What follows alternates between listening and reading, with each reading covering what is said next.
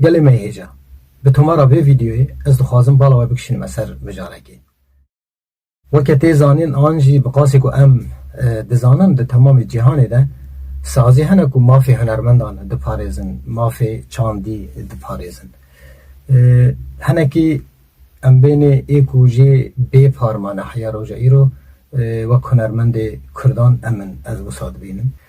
Lê aniha dibin navê Înstîtûya Çanda Kurd û Alman de saziyeke ava bûye wek wexfeke ji bo ku mafê hunermendên Kurdan di qada nav netewî de biparêze lê xwe derkeve. Ji bo me cî şanaziyê ye arastî. Ez bixwazim navê xwe bêjim, ez gelek kêfxweş û dilxweşim bi vê biryarê. Loma jê heyanî niha xewatên ku me çêkirin, albûmên ku me çêkirine min dewrê vê saziya me kir ji vir şûn ve jî wê parastina mafê hem hunera me hem mafê me ev saziya me bike. Em di wê hêviyê de ne bawakî serkeftî, pîr û pak, bi rêk û pêk karên xwe bikin. Hêvî darim ji vir şûn ve jî xebatê ku em çê bikin, em ê hîn peywendiyên baştir çê bikin, em ê bi hev re dibêjim em bi hev re li hev xwe derkevin. Wekî dî jî dikarim bêjim ji 1980 heya 2000 ji gelek kasetên dengbêje, kilamên dengbêje arşîveke min kom bû. Heta sala 2000 da ji wê arşîvê min gelek kaset da hevalê me yê Şemdîn, Hozan Şemdîn ji bo arşîva televizyona me.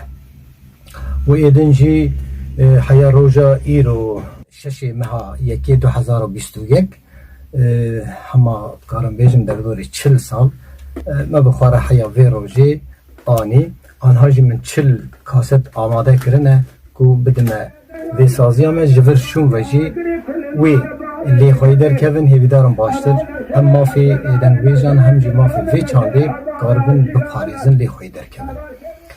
Ji van 40 kasetan 22 kaset ê gewê Ribat dengbêj şakirone. Qasî ku ez pê heziya me wê sala îsal bibe sala dengbêj şakiro, ev jî ji bo min kêfxweşiyekî bû. Dengbêj Zaharo 7 kaset, ji dengbêj Reso 3 kaset. Bi rastî li hember keda wan dengbêjên me em wek civak minnetdarin. Bi taybet ez ji bo xwe bêjim ez minnetdarim. Wekî din Mihemedê Canşa, Hecî Ebdulkerîm Zülkîf, dengbêj Zülkîf ku me jê ra digo Kêfo, dengbêj Sidîqo, dengbêj Evrehman, dengbêj Hüseyno Hüseynê Muşî, Nureddîn û Hüseyno, Zaharo û Hüseyno.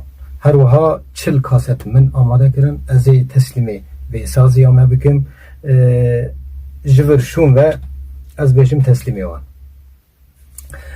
Heya vê kêliyê min bi dilê xwe heband parast, min bi guhê xwe bihîst parast, min bi çavê xwe parast. Heya roja îro lê bi awakî wan jî ez parastim. Çima wisa dibêjim li hember nexweşî tevlihevbûn an jî helandina çandê bi rastî her kilameke dengbêjî min wek ji herkujekî dît, min wek zirxeke dît û min ev zirx li xwe aland, min bi vê zirxê xwe rapêçand. Heya roja îro wan ez parastim, di warê çandî de min jî ew parastin. Min her tim gotiye ez dîsa carekî din bînim bîra we çanda dengbêjî bi rastî ez wek feylezofî dibînim, felsefîk dibînim. Ji ber ku dengbêjên me li gorî fikr û ramanên xwe, li gorî dîtinên xwe seranser jiyan nirxandine, dîrok nirxandine, xweza nirxandine û bi awazên xwe yên şîrîn, pîroz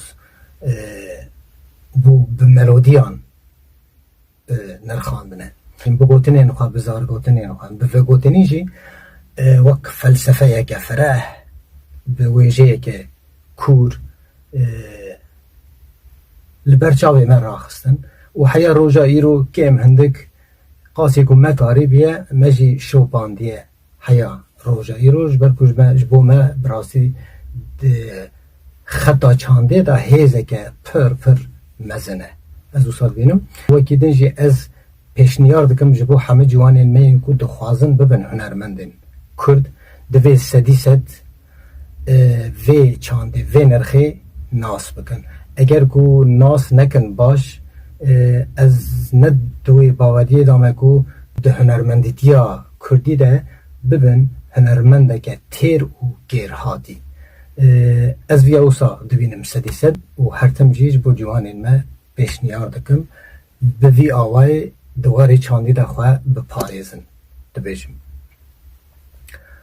Welkê din jî temamê hunermendên Kurdan, roşenbîr, an jî nivîskar, em tev bi hev re di vê saziyê de em li hev bicivin, komî serhev bin, em hevdû temam kin, li hev xweyî derkevin, tev bi hev re hevdû biparêzin.